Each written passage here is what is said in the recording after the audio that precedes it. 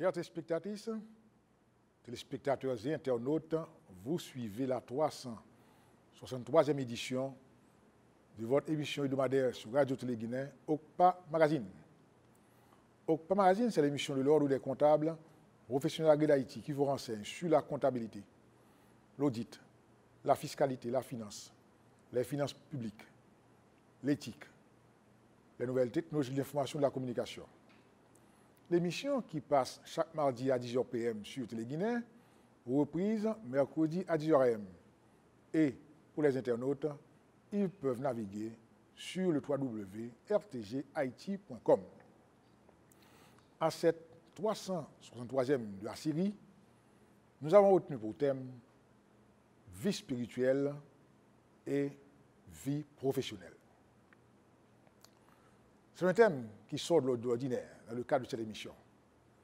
Mais pour avoir cette émission d'une grande importance, puisque nous parlons de la vie spirituelle, la vie professionnelle, nous avons à la fois le plaisir et le privilège de partager ce plateau avec un professionnel, un ami, qui spontanément s'est rendu disponible pour partager avec vous sa lecture de cette relation ou des relations à établir entre la vie spirituelle et la vie professionnelle. C'est un homme qui fait beaucoup de bien et sans faire de bruit. Certes, modeste, humble, mais c'est un bon serviteur. Eh bien, je veux citer M. Clarel Célestin, CPA. Monsieur Célestin, bienvenue à notre émission. Merci, M. Payan. Et je profite de l'occasion pour saluer les téléspectatrices, téléspectateurs, internautes de l'émission OCPA Magazine. C'est un réel plaisir pour moi d'être ici avec vous pour partager nos expériences dans la vie spirituelle et dans la vie professionnelle. Merci, M. Célestin. Sur ce, on prend une pause, on vous revient.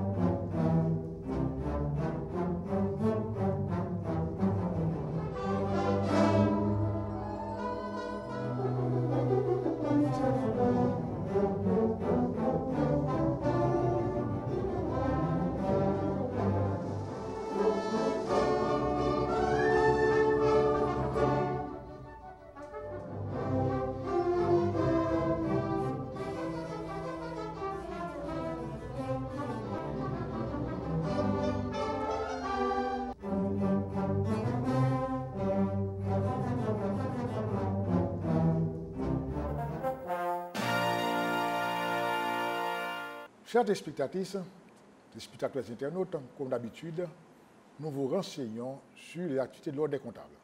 L'Ordre a repris ses jeudis mensuels. Donc, à la fin du mois de février, il y aura un séminaire, une conférence à Hôtel Montana et, encore une fois, pour traiter le thème de grande importance tant pour les experts comptables, les chercheurs, les étudiants et surtout des affaires. Nous invitons tous ceux qui sont intéressés à garder contact avec l'OCPA ou à prendre contact avec l'OCPA et ceci sera, je dirais, profitable pour vous. L'ordre reçoit également des inscriptions en son local au numéro 17 d'Abriel Bossan. Donc, ceux qui veulent intégrer la corporation, ils peuvent s'inscrire de 9h à 4h p.m. À chaque émission aussi, nous apportons quelques conseils ou répondre à une question. Eh bien, la question que nous avons là, sous les yeux, qui vient d'un intéressé, sans doute, c'est la conduite à tenir en cas de contestation fiscale. Eh bien, rapidement, nous disons que tout contribuable qui est lésé dans ses droits peut contester un bordereau de la DGI. La contestation est formelle, c'est-à-dire il faut écrire une lettre. Il faut écrire une lettre et à ce moment-là, on s'adresse à l'entité ou au bureau de la DGI d'où émane le bordereau. Donc, une fois le bordereau contesté, eh bien, ça veut dire en pareil cas-là, il y a effet suspensif. Ça veut dire, vous avez écrit une lettre pour contester le bordereau, eh bien, on ne peut pas vous poursuivre pour réclamer paiement. Donc, à ce moment-là, la DGI a un délai pour réagir aussi, de manière à ce que le litige soit vidé. Donc, si vous êtes satisfait de la réponse du bureau de la DGI, vous pouvez encore vous adresser à la direction générale, qui a un pouvoir d'instruction sur le bureau de la DGI. Et, nous poursuivons, ça a encore effet suspensif. Ça veut dire, tous vos droits sont garantis, on pourra vous délivrer votre quitus pour importer, parce que vous avez formellement contesté le bordereau. Donc, encore une fois, nous pensons avoir répondu à votre question, à savoir les faits ou les effets de la contestation en matière fiscale. Le thème de l'émission du jour, vie spirituelle et vie professionnelle. Quelle est la relation à établir? Notre invité, M. Clarel Célestin, eh bien, il est à la fois pasteur et CPA. M. Célestin a fait des études très avancées en matière fiscale, comptable, il a étudié les sciences comptables, tant en Haïti, à l'INAGUE, au Canada. D'ailleurs, il est détenteur du titre de CPA. Après, il fait partie de l'ordre des comptables agréés du Canada, des comptables publics du Canada. Donc, M. Célestin, c'est quelqu'un qui a fait carrière et dans l'administration publique et qui sait de quoi il parle. M. Célestin est aussi pasteur.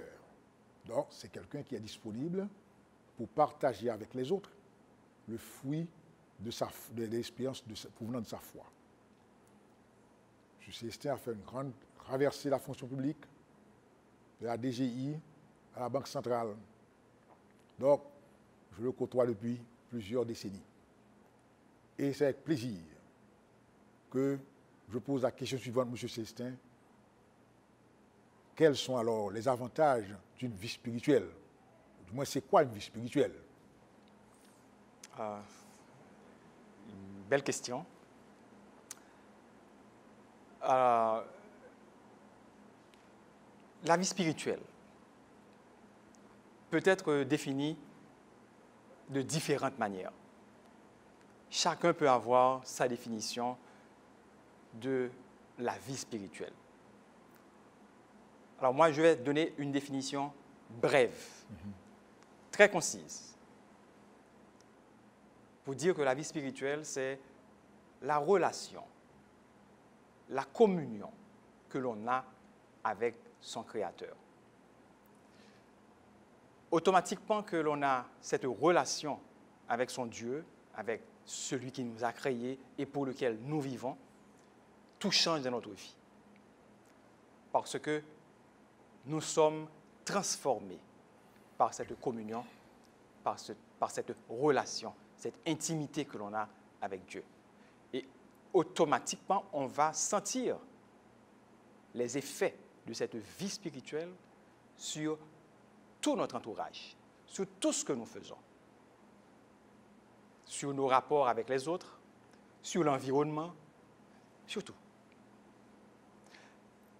C'est la définition de la vie spirituelle. Maintenant, quels sont les avantages?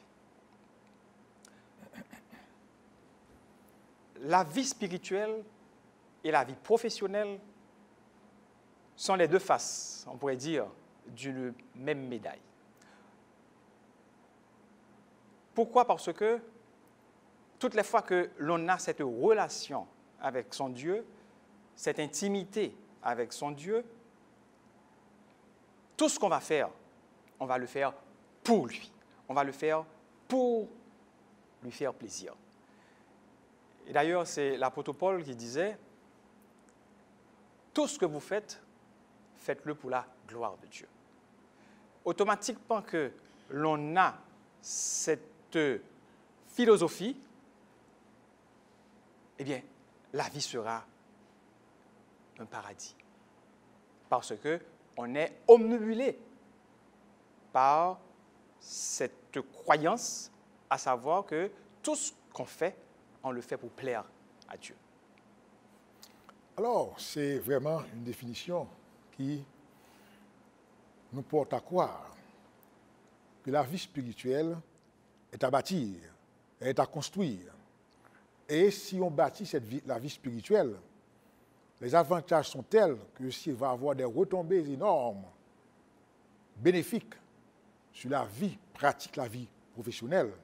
Donc maintenant, M. Célestin, comment peut-on bâtir cette vie spirituelle, la construire ou encourager les gens à construire cette vie spirituelle, sans pour autant faire état pratiquement de religion, etc., de foi? Vu que cette vie spirituelle, nous venons de dire, n'est autre que la communion avec Dieu, il est donc important de savoir ce que Dieu réclame, ce que Dieu demande. Et pour le savoir, on n'a qu'une seule façon, c'est sa parole. Se mettre à son écoute, donc à l'écoute de la parole de Dieu. Qu'est-ce que Dieu demande? Qu'est-ce que Dieu réclame de celui qui est en communion avec lui? Dieu nous demande d'aimer. Et c'est Saint Augustin qui disait, aime Dieu et fais ce que tu veux. Lorsque tu aimes Dieu, effectivement, tu ne peux pas faire ce que tu veux. Tu vas faire ce que Dieu réclame. Et donc, Dieu nous porte, nous demande, je pourrais même dire, nous commande de pratiquer le bien. Et le bien en tout. Prenons le professionnel. Le professionnel qui se laisse influencer par sa vie spirituelle, on va voir chez lui, on va trouver dans tout ce qu'il fait l'intégrité, l'honnêteté, l'amour du prochain, tout comme l'amour de ce qu'il fait, les valeurs éthiques.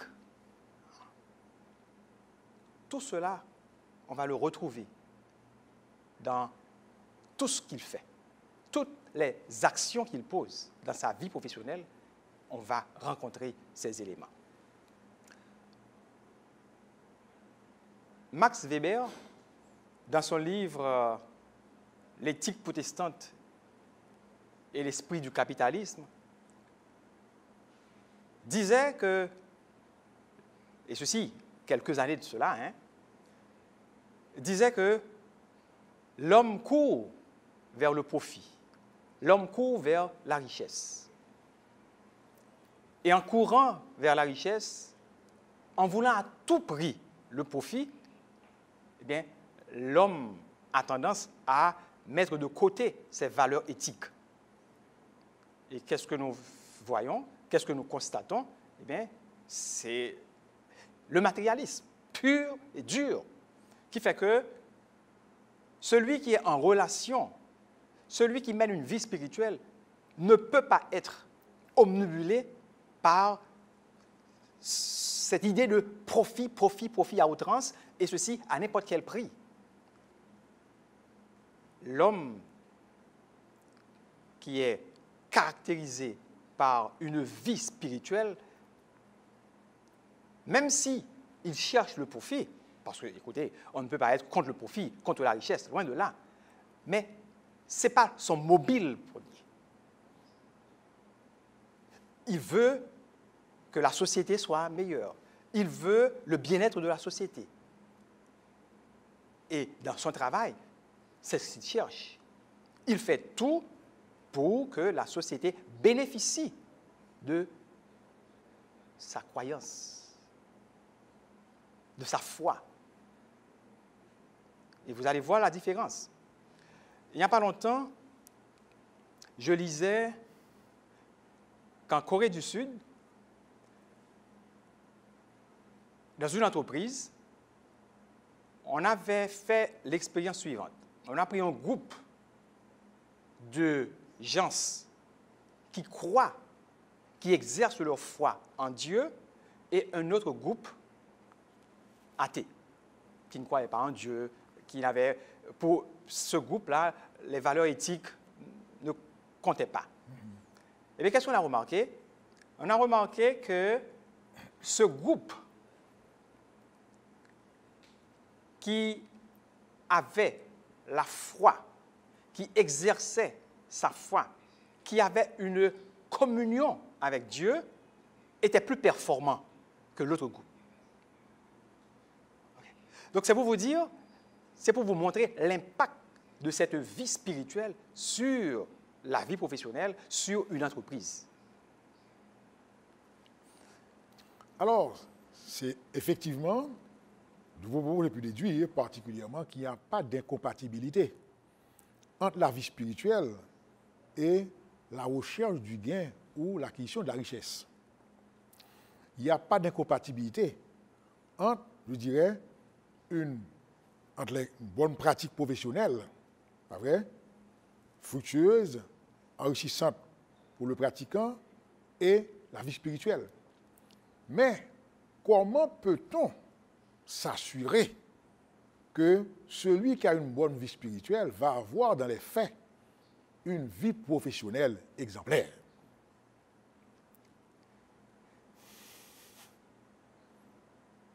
On dit qu'on reconnaît le vrai maçon au pied du mur.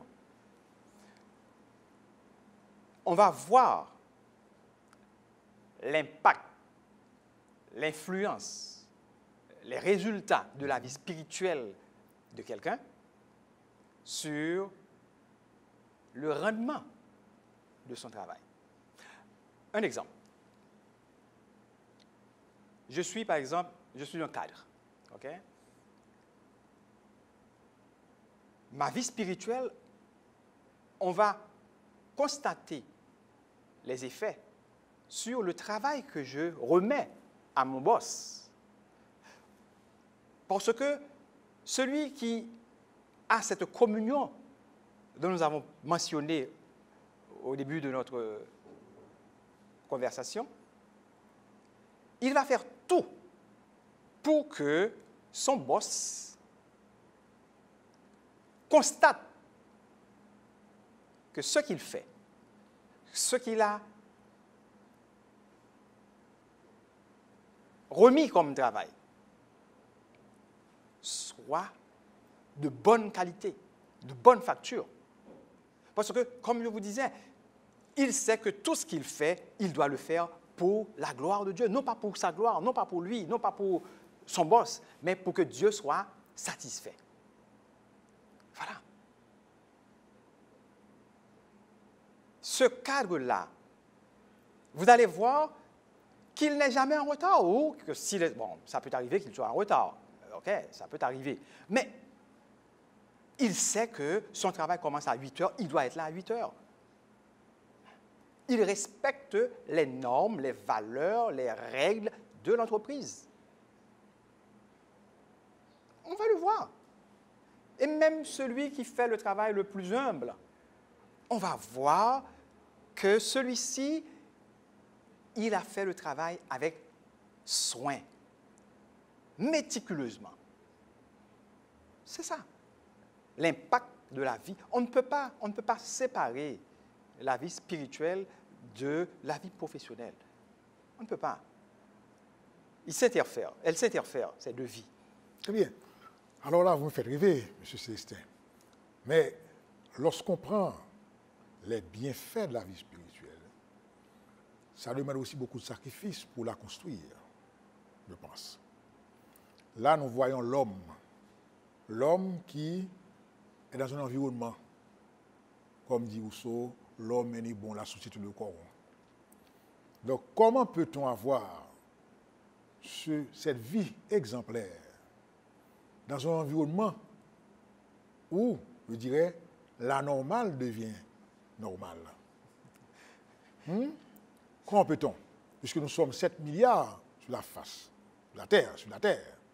Donc, comment peut-on effectivement influencer sa vie, la vie, son environnement, de manière à être vraiment exemplaire dans cet environnement, je me répétais encore. Encore une belle question. C'est Saint Paul qui disait, ne vous conformez pas au siècle présent. Vos actes doivent parler. Vos actes doivent parler. Il ne suffit pas de dire, mais non. C'est l'exemple qu'il faut donner.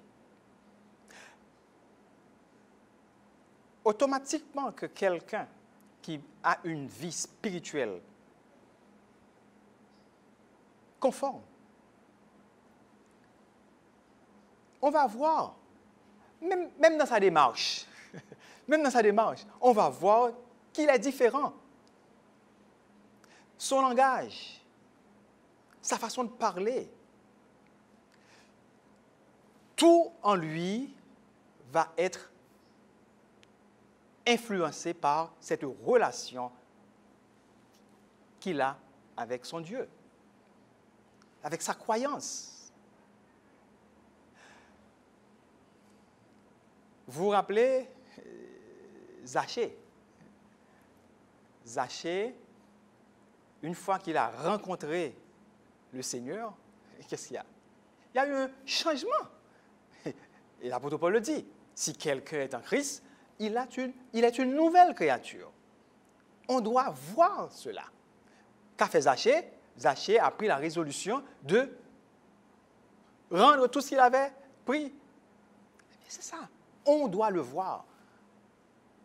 Ce n'est pas nécessaire de dire non. Mais on le constate, on l'observe. Parce que vous êtes différents. Avec la vie spirituelle que vous menez, vous êtes différents. Et depuis un certain temps, on constate une crise morale dans les affaires économiques. C'est dommage. Et c'est pour cela que je vous félicite, avec l'OPA, d'avoir pris cette initiative. Et ce sujet que vous avez choisi, vie spirituelle, impact de la vie spirituelle sur la vie professionnelle, est très important parce que ça peut aider les citoyens. Vous savez, on dit science sans conscience n'est que ruine de l'âme.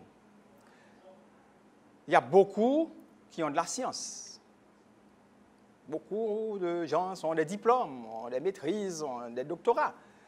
Mais la conscience. Et cette conscience, nous pouvons dire qu'elle est juxtaposée à cette vie spirituelle. Et c'est le moment pour nous de choisir des gens compétents, mais aussi des gens qui ont cette conscience.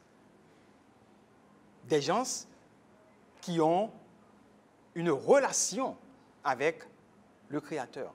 Parce que nous avons besoin de ça, c'est aussi. Le Christ avait 12 disciples. Et le Christ et ses 12 disciples ont fait une révolution. Nous nous disons que nous sommes des chrétiens, mais nous sommes des millions. Et pourtant, la vie est un enfer. Pourquoi? Bien, à cause de ce manque de relation.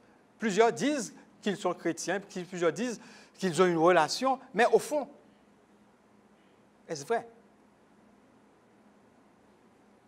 Est-ce vrai? Parce que, comme je vous disais, automatiquement qu'on a cette relation avec Dieu, et on doit le voir. Tout doit être conforme à cette parole. Tout ce que vous faites, tout ce que vous dites, on doit le voir. Bon, alors, en effet, on doit le voir. Mais il y a un constat. Le constat, vous l'avez dit, c'est qu'il y a des millions de gens qui disent qu'ils ont une vie spirituelle. Mais, vous répétez encore une fois, dans le rapport avec les autres, on ne sent pas ça. Donc, dans ce cas, n'y a-t-il pas une certaine responsabilité, à savoir que ceux qui clament, qui proclament, je dirais, cette foi, la mettent en pratique.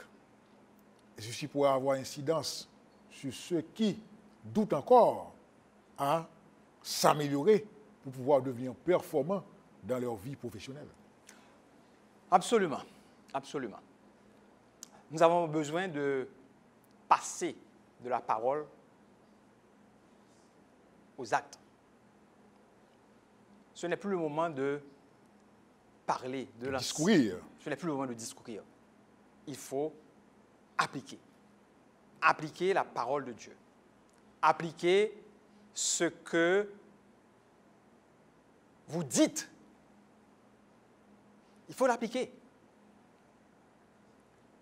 Et il faut l'appliquer dans tout. Dans votre quartier, dans votre travail. Partout où vous êtes, vous devez mettre en application cette communion, cette relation que vous avez avec le Seigneur. Il est inconcevable que quelqu'un qui a une relation avec Dieu, dans son quartier, qu'on ne constate pas que ce monsieur ou cette dame ne soit pas différent ou différente des autres. Il faut qu'on le voie. Vous dites que vous avez une relation avec Dieu et puis il y a des gens dans votre entourage qui meurent de faim. Qu'est-ce que ça veut dire? Où est l'amour? Où est cet amour que Dieu nous demande? Tu aimeras ton prochain, nous dit Dieu. Donc, voici encore un exemple que nous devons prouver que nous avons une relation avec Dieu. Très bien. Donc, puisque il y a cette relation avec Dieu, qui doit faire la différence, on prend une pause, on vous revient.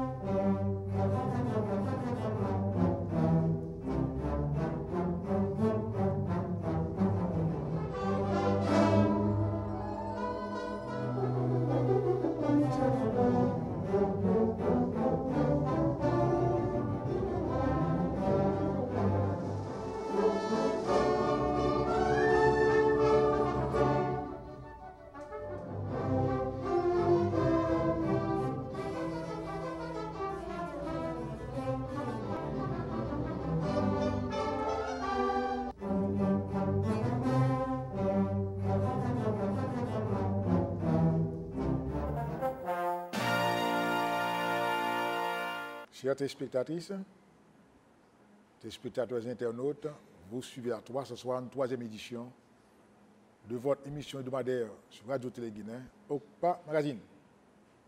Émission qui passe chaque mardi à 10h PM sur Télé Guinée, reprise mercredi à 10h AM. Et pour les internautes, ils peuvent naviguer sur www.rtghaiti.com.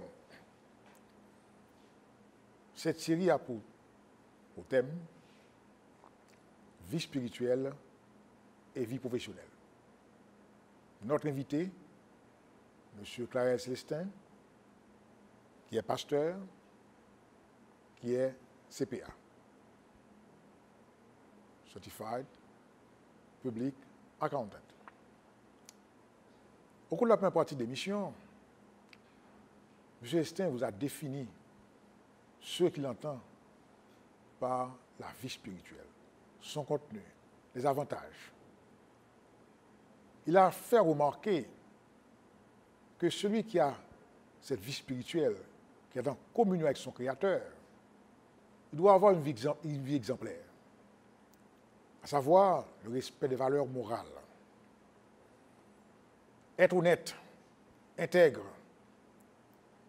respecter la loi, respecter les normes.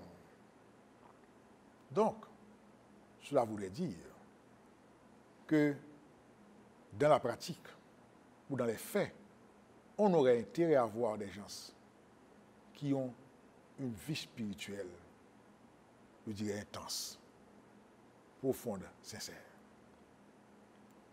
Mais comme il a si bien dit, eh bien, il y avait 12 disciples. Et une révolution a été conduite. Elle a réussi. Et aujourd'hui, il y a des millions d'hommes et de femmes qui proclament leur foi et la vie collectivement, pour vous répéter, est un enfer. Donc, il y a un travail à faire. Faut-il responsabiliser ceux qui ont la foi, ou bien faut-il demander à ceux qui proclament leur foi de se remettre en question pour influencer le monde et leur environnement? Monsieur Payan,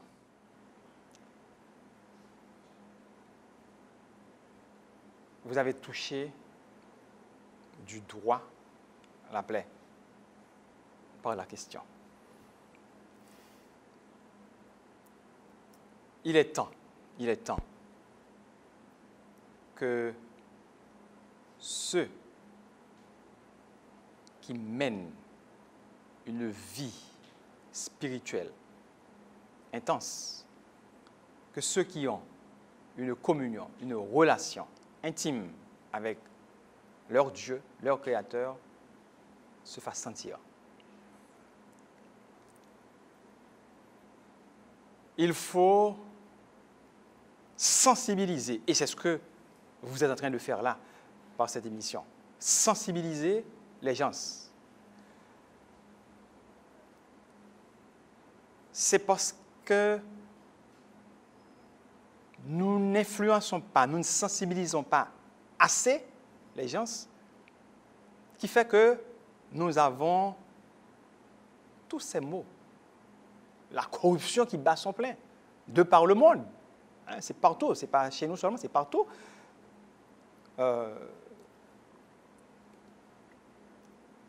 Il faut prendre le taureau par les cornes. Il est temps que vous et moi, en tant que personnes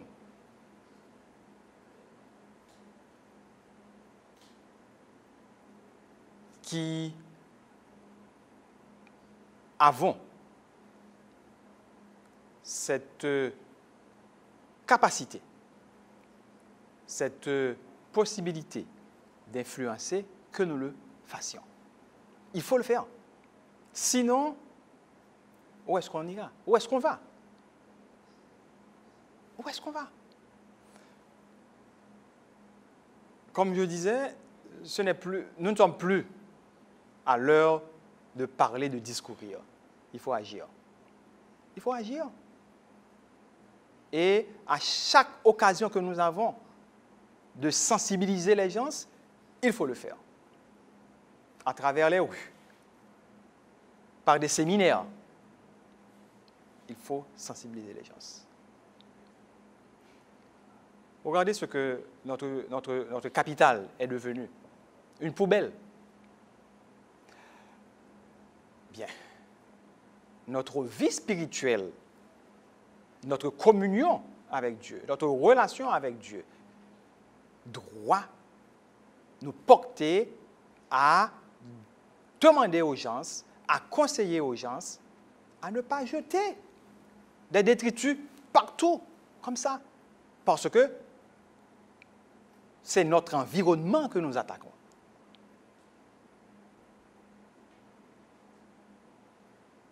C'est important. Donc cela voudrait dire qu'à travers, je dirais, les préceptes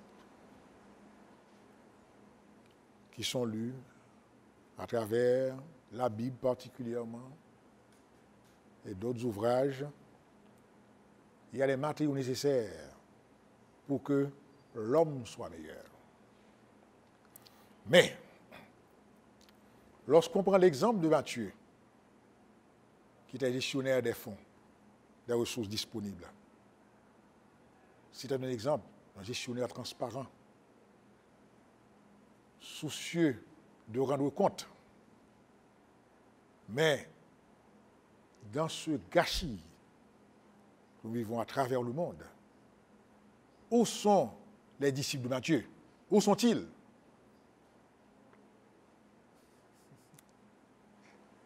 Ils sont là. Ils sont là. Peut-être LAS. Ils sont là, et l'accent grave. Et probablement, ils ne font pas assez. Ils sont trop timides. Et ce soir, c'est le temps pour eux, en écoutant cette émission OCPA Magazine, de se réveiller et de se mettre en action. De se mettre en action. Parce que nous sommes une force. Nous sommes une force.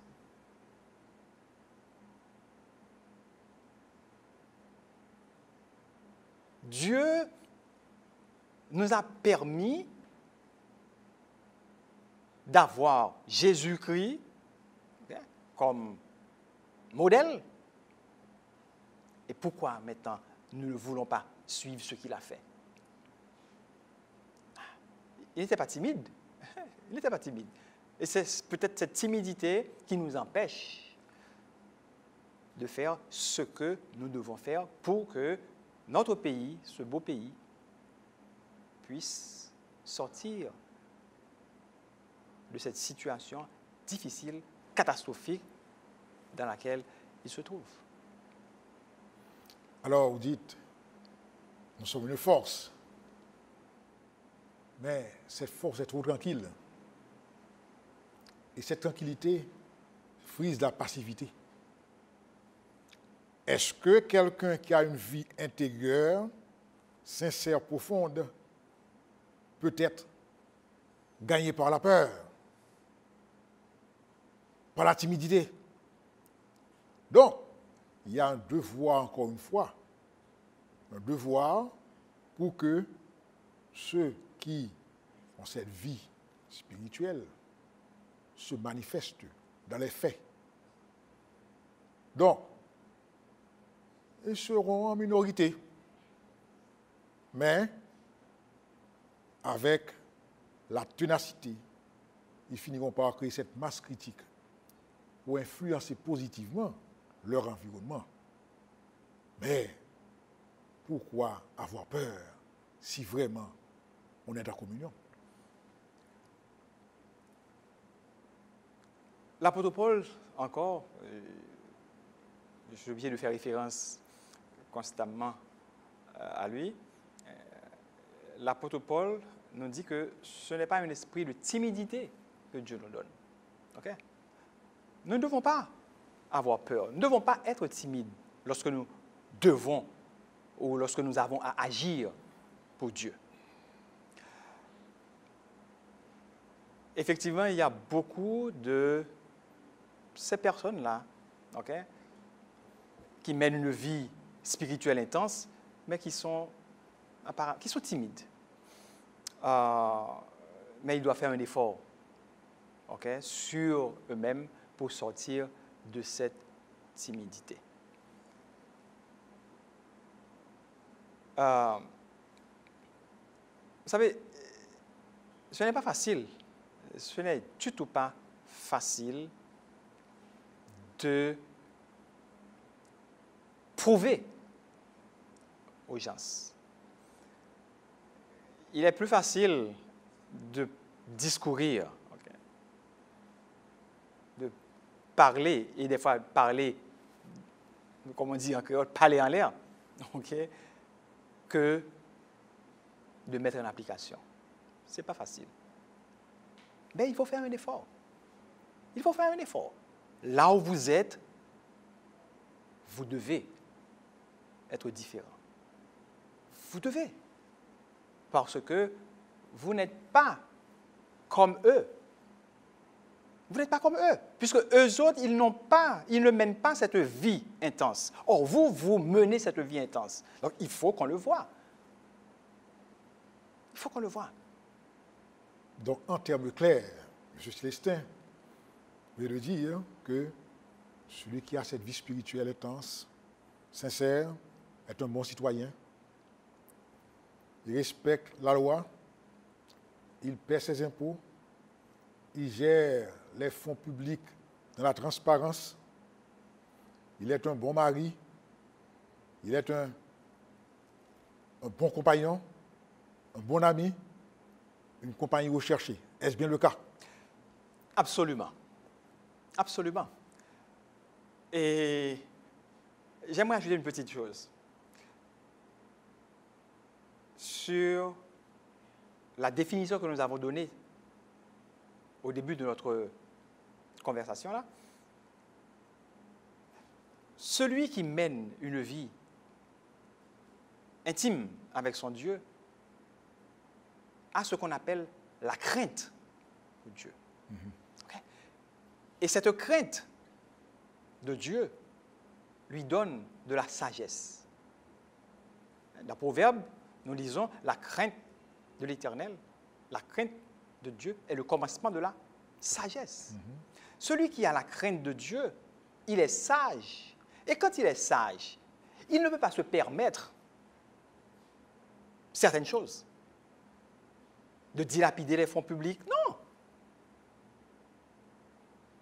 De ne pas payer ses impôts. Non. Rendez à César ce qui est à César et à Dieu ce qui est à Dieu. Donc vous devez payer vos impôts. Bien entendu, il faut aussi que le citoyen, il voit que quand il paie ses impôts, que l'État gère ses impôts. Il faut qu'il ait en retour des services. Mais il faut que l'on paie ses impôts. C'est ce qui doit faire la différence. Je ne peux pas me permettre de voler l'État. Non. Je dois payer mes impôts correctement, régulièrement. Et c'est parce que tout ce que nous vivons là, et je fais référence encore à Max Weber, tout ce que nous avons là, c'est le fruit de l'envie, le désir d'avoir. Oui, il faut avoir. On ne peut pas vivre sans argent. Il faut avoir un minimum. OK? Mais courir de manière démesurée, c'est là le problème. Et c'est pour cela que les gens font tout ce qu'ils font. Quand ils ont l'argent de l'État en main, ils pillent. Regardez ce qui s'est passé avec les fonds Petro-Caribé.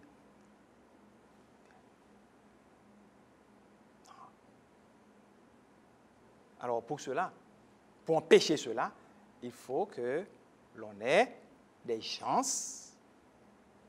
qui craignent Dieu. Parce que quand on a la crainte de Dieu, on ne peut pas faire n'importe quoi, je le répète. Parce qu'on sait que Dieu va vous demander compte. Que ce soit au niveau de l'État, que ce soit au niveau de votre famille, partout. Partout.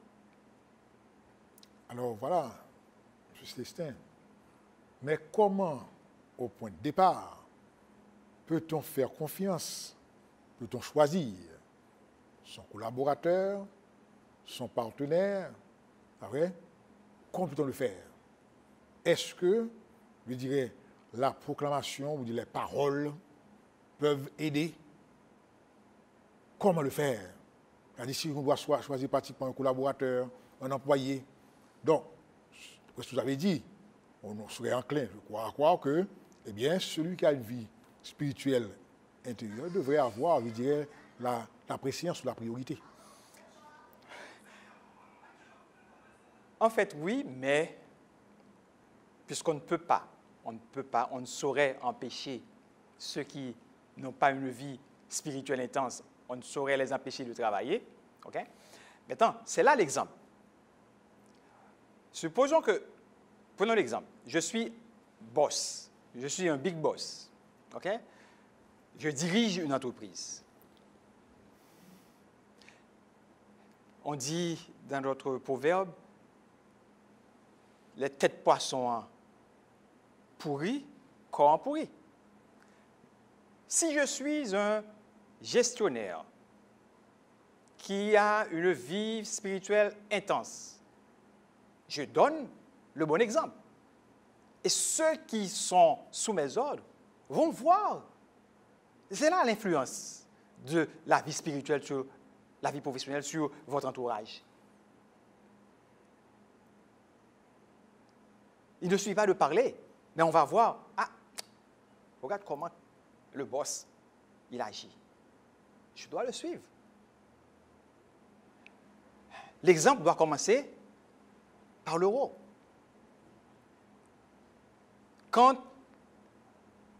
je m'adresse à mes subalternes, mes cadres, ok, je dois avoir le respect pour eux. Mais eux autres, eux aussi, ils vont avoir du respect entre eux. Pour moi, c'est agir. Agir. C'est comme quand on est en famille. Quand on est en famille, l'enfant, eh bien, il voit les actes que posent ses parents. Il va suivre ces actes.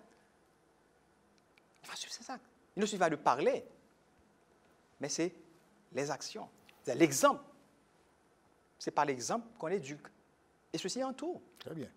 Alors, M. Célestin, on a toujours la possibilité d'influencer, d'être au sommet. Comment ceux qui sont à des stades intermédiaires peuvent-ils influencer la tête aussi? Là, c'est le grand défi, je dirais. Puisque que l'on soit pratiquement affecté à la fonction la plus humble, comme vous avez dit, eh bien, le fait d'avoir une vie spirituelle intense, on fait la différence. Donc, comment ceux qui occupent des fonctions intermédiaires, subalternes, peuvent-ils arriver à créer cette masse critique pour influencer l'environnement général et, par ricochet, la tête? C'est le grand défi. Oui, c'est le grand défi. C'est le grand défi auquel je répondrai encore, je ne sais pas si vous serez d'avis, par l'exemple. Et je vais donner un exemple. C'est l'exemple de Naaman, le lépreux. OK? et la petite fille qui était chez Naaman. La petite fille qui croyait en Dieu a conseillé à Naaman d'aller vers le prophète pour obtenir la guérison. Voici un exemple de la foi de cette petite. Donc, quel que soit le niveau qu'une personne occupe dans la hiérarchie, elle fait son travail, elle est un exemple. Et ceux qui sont au-dessus vont le remarquer et peuvent être influencés par le comportement de ce cadre. Je vais vous donner un exemple encore. Il n'y a pas longtemps, à mon bureau, il y avait une dame qui faisait le ménage. Mais j'ai vu le soin qu'elle prenait pour nettoyer. J'ai dû lui demander, mais est-ce que vous avez une relation avec Dieu? Et elle de me répondre, oui, je suis chrétienne. Donc, j'ai vu ça par sa façon de faire. Donc, supposons que je n'avais pas une relation, moi, avec Dieu. Mais ça, automatiquement, pouvait m'influencer. Ça pouvait m'influencer. Donc, c'est l'exemple, c'est pas l'exemple. C'est par l'exemple. Donc, vous dites très clairement. Excusez-moi, Jimmy Carter, président des États-Unis, ex-président des États-Unis, le disait. Il faut que vous donniez l'exemple pour que les autres vous suivent. Et c'est ça le leader. Vous conduisez les autres, eh bien, il faut que les autres voient en vous un exemple. Donc, vous êtes en train de dire qu'il n'y a pas d'excuse pour ceux qui disent, eh bien, je suis dans la danse, j'observe les pas des autres. Comment dit, on a dansé son pied tout. Il faut avoir la conviction. Votre croyance, votre foi, votre communion avec Dieu doit être votre guide. Et n'oubliez pas ce que j'avais dit tantôt, pour parodier l'apôtre Paul, ne vous conformez pas au siècle présent. Non, les autres doivent vous suivre, vous ne devez pas les suivre.